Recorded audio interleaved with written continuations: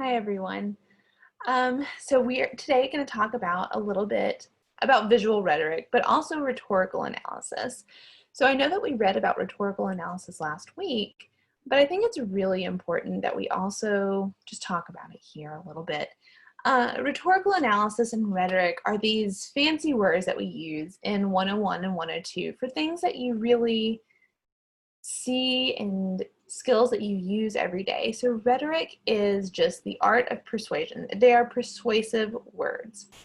When we are in different situations, there are different types of rhetoric. Like when we're listening to someone talk, a politician talk, they're using certain rhetoric to convince us of their position. So while, this even happens in the news, right? We have these mainstream media sources that are famed for their left or right leaning bias, and they're presenting us with factual information, but the way that they are presenting it leads us to a certain opinion about those facts. That is called rhetoric, using certain words, using different lighting. It happens in movies. Like, how do we know that a comedy is a comedy? If no one told us that this movie was a comedy, how would we know? Hopefully because we're laughing, but also because there's not like a bunch of horribly sad things happening in it, right? There's a love story. We know from the situation.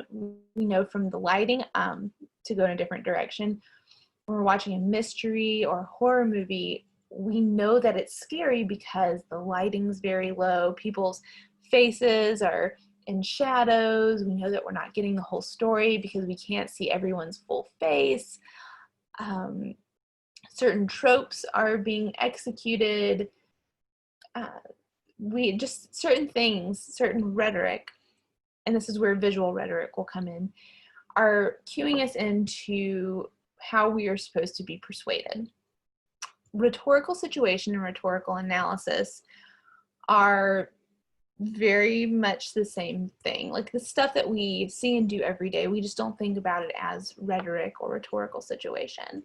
So rhetorical situation is when we determine what situation we are in by three things: communicator, purpose, and audience. Like when we are watching a movie, okay?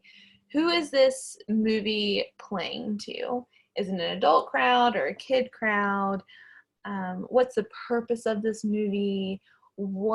How is this being communicated to me? Am I watching it on a television? Am I watching it on my Netflix? Am I watching it in a movie theater? Which sounds like something that happened a long time ago now, these days. But you're determining your rhetorical situation by looking at those things. And when you determine a rhetorical situation, you know how to respond. Say if someone was talking about football. Also another thing that seems like from a lifetime ago. Someone's talking about LSU and Alabama. And I just walk into the middle of the conversation and I say, start giving out facts about like how LSU, like what year LSU was founded, what are their big majors that people graduate the most in. That would be very out of sync with the conversation going on, right? Because I did not determine my rhetorical situation before I walked in. I didn't step in, listen to what was actually being talked about, said, okay, these are football fans. They're not interested not that they're not interested, but in the sake of this conversation, they're not interested in me giving them historical information about the school and about the majors in their academics. We're talking about football. And then even more so, are we talking about upcoming games? Are we talking about past games? Are we talking about a certain game? So that's all a rhetorical situation is coming into the middle of a conversation, determining what's being said, and then determining your response to it, okay? Rhetorical situation is something that we're going to do when we're looking at visual text. So when we're watching movies, we watch a movie.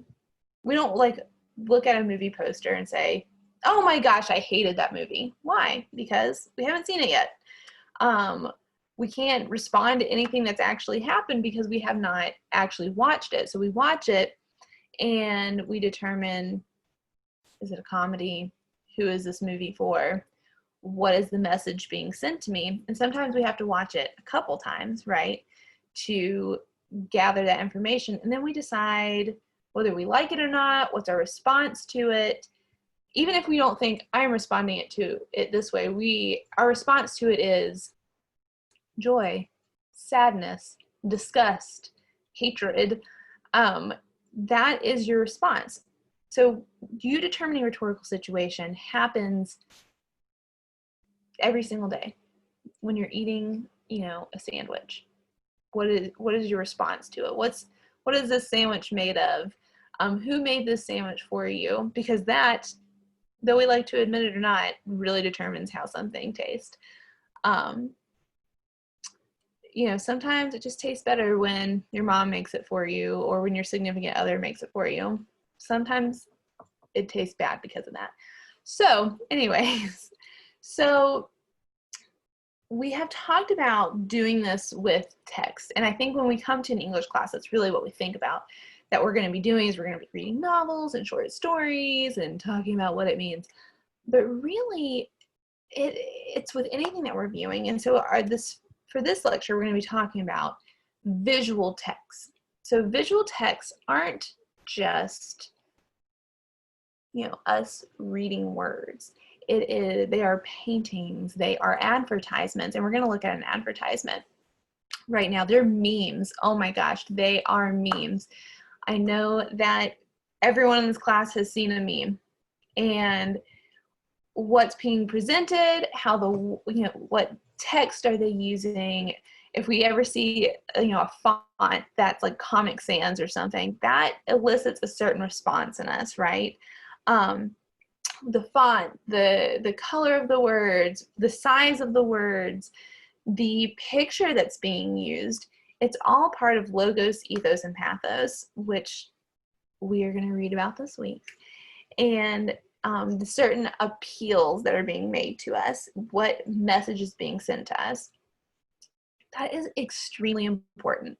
And that's one of the things I really want to convey, especially in this time, is that we have to really be aware of the things that we are, the information we're intaking, the things that we're watching, and be aware of the decisions that we're coming to, the opinions that we're coming to because of that rhetoric, that rhetorical situation that we're walking into. Because sometimes we don't even really realize that we are, even when we just watch a movie because we just want to watch a movie.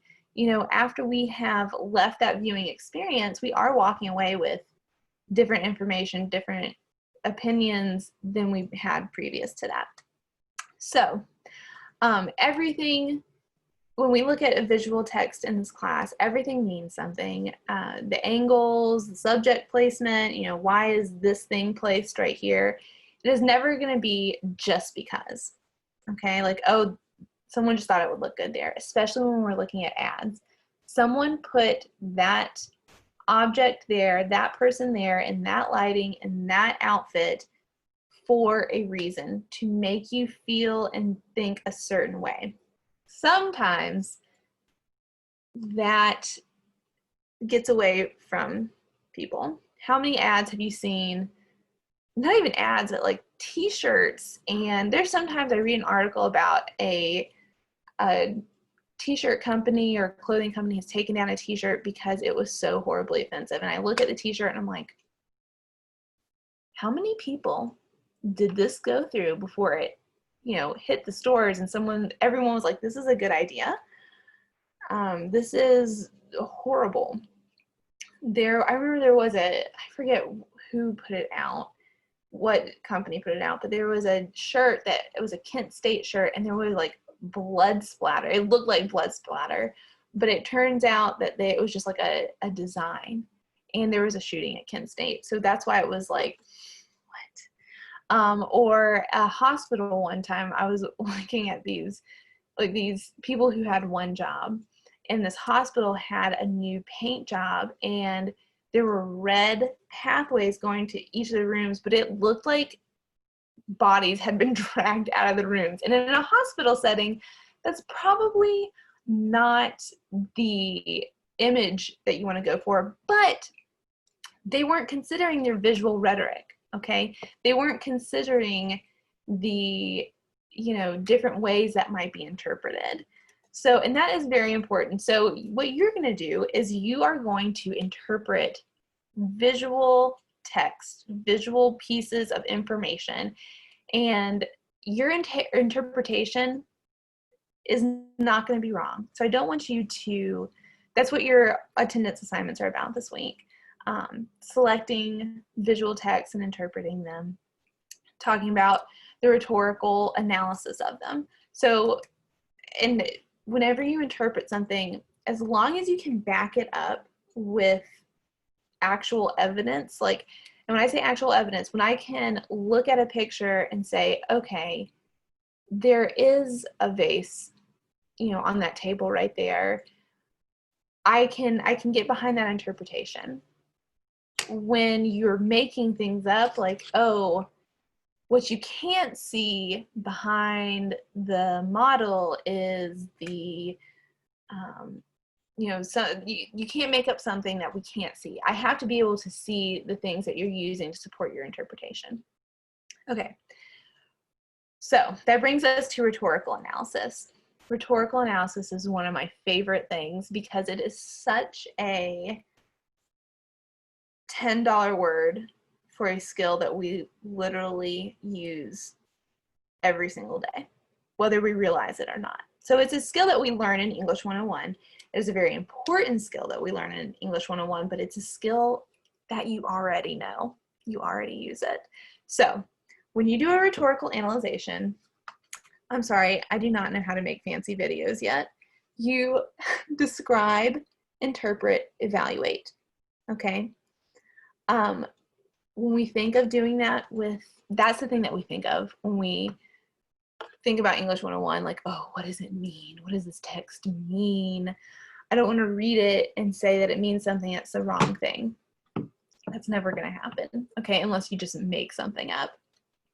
I think about in Harry Potter when they take divination and Ron and Harry just start making things up that happen to them because they think that their teacher's going to like it, and she usually does. That is not how English 101 works, okay? Like, you can't just make stuff up. You have to actually use the evidence that you have in front of you, and the evidence will be your primary source. It'll be the words that you were reading, the picture that you were seeing, and that will be your evidence, okay? But rhetorical analysis is something that you do when someone says, hey, have you seen any good movies lately? And it usually doesn't happen in our order of describe, interpret, evaluate. It usually happens backwards. We'll say, oh man, let me tell you about this TV show called The Great, okay? It's awesome. Evaluate. Is it good or not? It's just this funny take on Catherine the Great of Russia, and all these, she was like a bigger than life persona, and so they make everything in the show bigger than life. Interpret. And it just follows Catherine the Great through her overthrowing her husband and how she became such a popular empress, and all the shenanigans that her and her people go through in order to overthrow her husband. Describe. So what I have done is I say, a little bit about, I summarize the show, okay? Then I say, what is the show about? It's about making this bigger than life character even bigger and bringing her to a modern audience. Evaluate. Is it good or not? Okay, you do this all the time. Or someone says, what do you want to eat for dinner? Where do you want to go for dinner? Zestos. Zestos has everything. Not everything, but they have chicken and cheeseburgers and grilled cheese sandwiches and chicken sandwiches and french fries and sweet tea. It's all good. I've described it. I've told you what Zestos has to offer. Interpret. And this might not be something you usually do, but it might be. It might be a thing that you take into consideration when you go out to eat. You know, it started out that I do love the story of Zestos. The guy came from Greece maybe, and he came here, just wanted to start a restaurant. He was a kid and he lived with his uncle, I think, and he wanted to start a place, and he started this little fried chicken place, and it's become a franchise now, but it doesn't mean that it's lost any of its taste. Like, they have really stuck to their values and their recipes. That's my interpretation. Okay. A lot of people might think differently. They might think that Zestos is not what it started out to be. They might think that Zestos is better than it was. They might think Zestos is garbage. I don't know. So that's my interpretation. And my evaluation of it is that it is delicious. So that's a rhetorical analysis. That is all it is. Describe, interpret, evaluate. It's what you do when you decide what you're going to watch on TV, what you're going to eat. It's what you do when you're reevaluating your whole life at 2 a.m. because you can't go to sleep and you're thinking about your friendships. Is this a good friendship or a bad friendship? Was this a good decision or a bad decision? Describe, interpret, evaluate. Okay, so we're going to work on doing that with visual text. So let me share my screen with you. Okay, here we go. Here's this very controversial advertisement from Burger King, okay?